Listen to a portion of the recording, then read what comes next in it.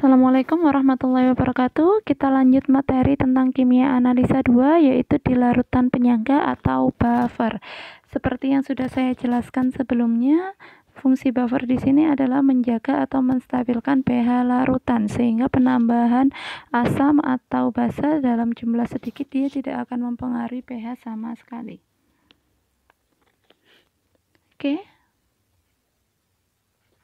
Ini seperti yang sudah saya jelaskan sebelumnya, jadi larutan penyangga atau larutan buffer adalah larutan yang pH-nya praktis tidak berubah walaupun ditambah sedikit asam, sedikit basa, atau bila larutan tersebut diencerkan. Ini dengan ditambahkan air ya, yang diencerkan, air atau aqueous. Terus yang berikutnya, larutan penyangga mengandung campuran asam lemah dan basa konjugasinya atau basa lemah dan asam konjugasinya. Berikutnya, larutan penyangga dibedakan atas dua, yaitu larutan penyangga asam yang mempertahankan pH pada daerah asam atau kurang dari 7, dan larutan penyangga basa yang mempertahankan pH pada daerah basa atau lebih dari 7. Oke, untuk larutan penyangga asam sendiri, yang pertama adalah larutan penyangga asam merupakan campuran asam lemah dengan basa konjugasinya atau garamnya. Contohnya saya membuat contoh asam asetat yaitu CH3COOH. Kita reaksikan dengan NaOH, dia akan menghasilkan basa konjugasi berupa CH3CONa plus H2O.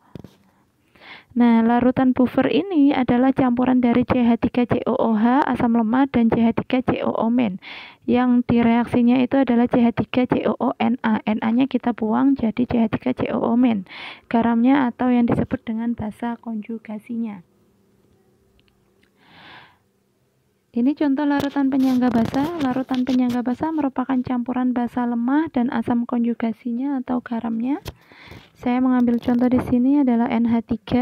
Dia bersifat basa lemah dan asam kuatnya berupa HCl. Dia akan menghasilkan NH4Cl yaitu asam konjugasi atau garamnya.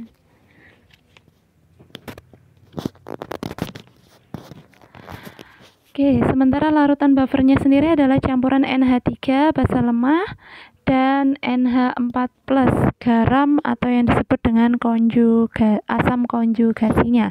Jadi yang kuat kita buang ya, yaitu Clm-nya kita buang, sisanya hanya NH4 plus. Itu contoh dari larutan penyangga basa.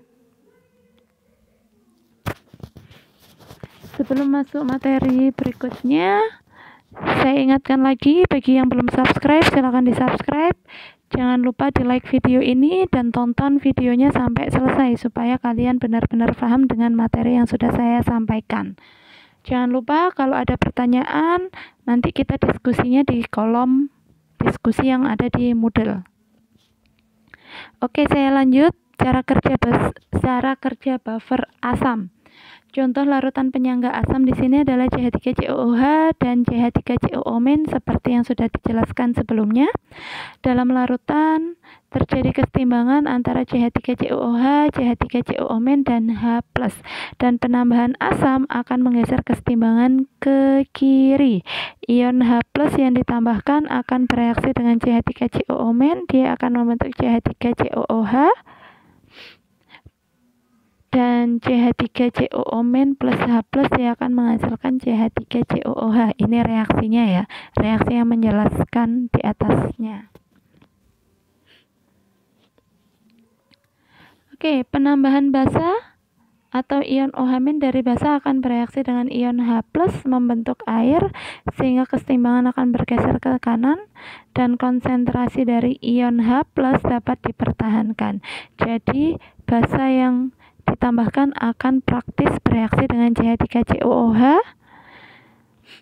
membentuk CH3COO- dan air. Ini reaksinya. CH3COOH plus OH- akan menghasilkan CH3COO- plus H2OO-nya di bawah ya. Mohon maaf karena saya membuka PowerPoint-nya di HP, jadi formatnya agak berbeda dengan PowerPoint yang ada di laptop. Berikutnya adalah cara kerja buffer basa. Ini hampir sama dengan cara kerja buffer asam ya.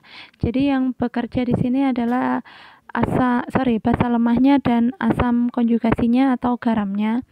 Dimana Contohnya di sini adalah NH3 plus H2O, dia akan menghasilkan kesetimbangan NH4 plus OH min. Jadi untuk penambahan asam atau ion H plus dari asam akan mengikat ion OH min, sehingga keseimbangan akan bergeser ke kanan dan konsentrasi OH- dapat dipertahankan. Asam yang ditambahkan akan bereaksi dengan NH3 dan membentuk NH4+. Mohon maaf ini tidak kelihatan. Untuk reaksinya sendiri adalah Untuk reaksinya sendiri adalah NH3 plus H plus, dia akan menghasilkan NH4 plus.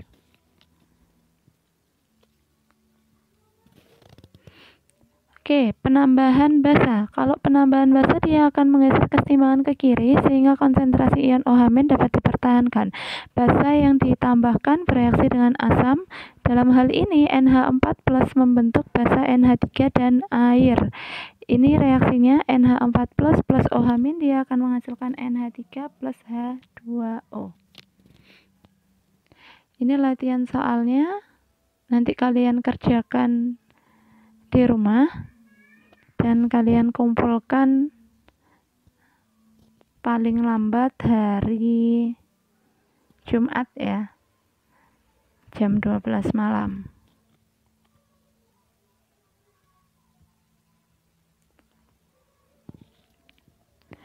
Oke, materi berikutnya adalah menghitung pH larutan buffer.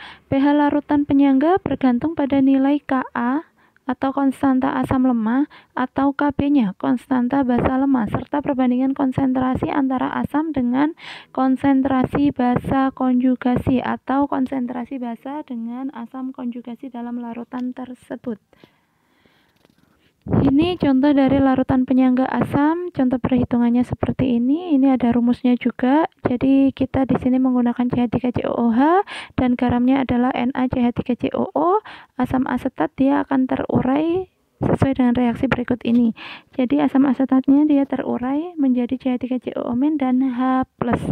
Nah, untuk mencari H+ sendiri bisa dicari dengan rumus Ka dikalikan A per G. A di sini adalah asamnya, yaitu CH3COOH, sementara G-nya sendiri adalah garamnya, atau CH3COO- atau yang kita sebut dengan basa konjugasinya. Untuk rumus pH-nya sendiri, itu bisa dicari dengan cara pKa min log konsentrasi A per G. Konsentrasi asam per basa konjugasinya atau garamnya. Nah, Ka di sini adalah tetapan ionisasi asam lemah, A sendiri adalah mol asam lemah atau konsentrasi bila ada konsentrasi, sementara G sendiri adalah mol garam atau basa konjugasi. Ingat, kalau kalian mencari mol garamnya, kalau menggunakan mol garam, berarti dia harus dikalikan valensinya kalau jumlahnya lebih dari 1. Kalau jumlah basa konjugasinya lebih dari 1, dia harus dikalikan valensi. Kalau jumlahnya 1 tanpa valensi juga masih oke. Ini ada contoh soal perhitungannya. Jadi pH larutan penyangga yang dibuat dari 50 ml CH3COOH 0,1 molar dengan 50 ml NaCH3COO 0,1 molar, Ka-nya 1,8 kali 10 pangkat min 5. Cara menjawabnya seperti ini. Jadi cari molnya dulu, CH3COOH molnya berapa? Rumus mol di sini adalah V dikalikan molaritas, V-nya sendiri adalah volume. Volumenya 50 ml dikalikan 0,1 molar, ketemunya 5 milimol.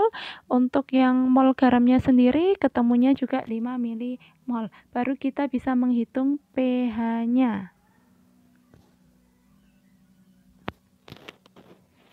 Oke, untuk larutan penyangga basa itu rumusnya hampir sama dengan penyangga asam. Kalau penyangga basa yang kita cari adalah konsentrasi OH-, kita tinggal mengganti Ka menjadi Kb dan A menjadi B. B di sini adalah mol basanya, sementara G-nya masih tetap yaitu mol garam atau asam konjugasinya. Untuk mencari pOH-nya sendiri bisa dilihat rumusnya hampir sama. Dia menggunakan PKB min log B per G. Untuk mencari pH-nya sendiri, itu tinggal kalian kurangi saja, di mana pH sama dengan 14 min pOH, seperti yang ada di materi asam basa sebelumnya. Ini contoh soal yang basa.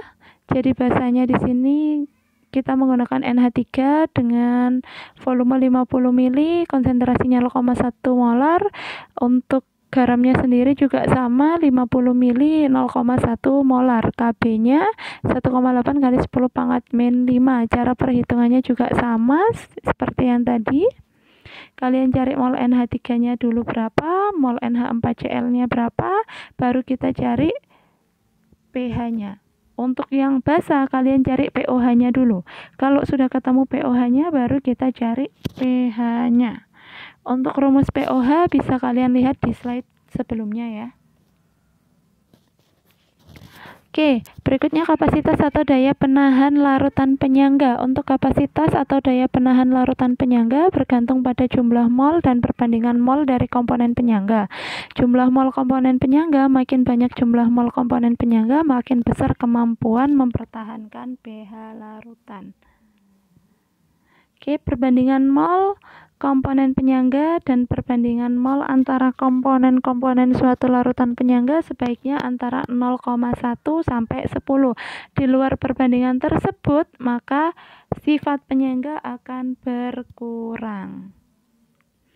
Ini fungsi larutan penyangga sudah saya jelaskan sebelumnya, cuma ini ada penambahan sedikit. Jadi, larutan penyangga di sini digunakan dalam kimia analitik, biokimia, bakteriologi, fotografi industri kulit, dan zat warna. Di cairan tubuh, dia juga ada larutan penyangga, baik secara intrasel maupun cairan luar sel merupakan larutan penyangga.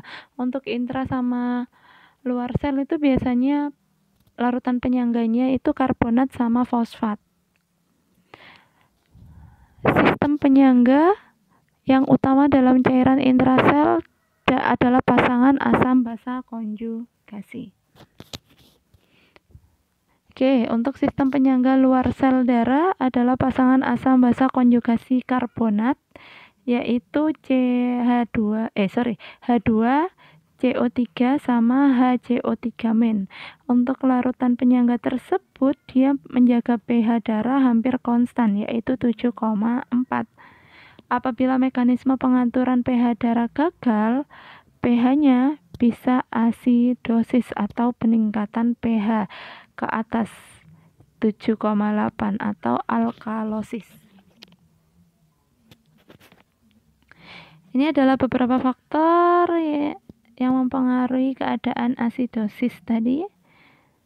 Yang pertama adalah penyebabnya penyakit jantung, penyakit ginjal, diabetes mellitus, diare, atau makanan berkadar protein tinggi dalam jangka waktu yang lama.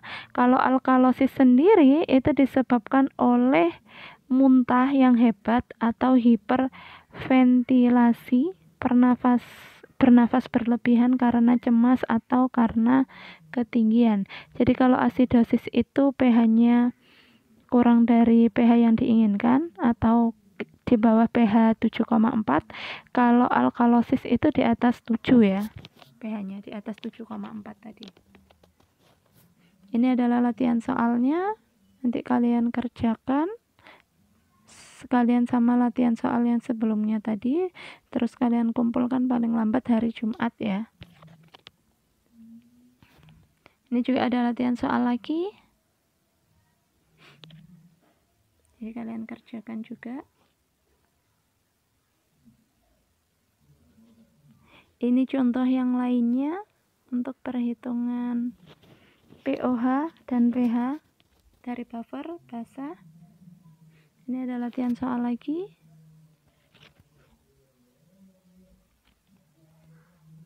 Oke. Baik, sekian penjelasan dari saya tentang larutan penyangga atau buffer. Untuk tugas-tugasnya silakan dikerjakan, dan PowerPoint-nya ini akan saya share di Moodle ya. Kalian bisa lihat di Moodle. Tapi tetap kalian tonton videonya sampai selesai. Dan jangan lupa subscribe-nya sama like-nya. Terima kasih atas perhatiannya. Wassalamualaikum warahmatullahi wabarakatuh.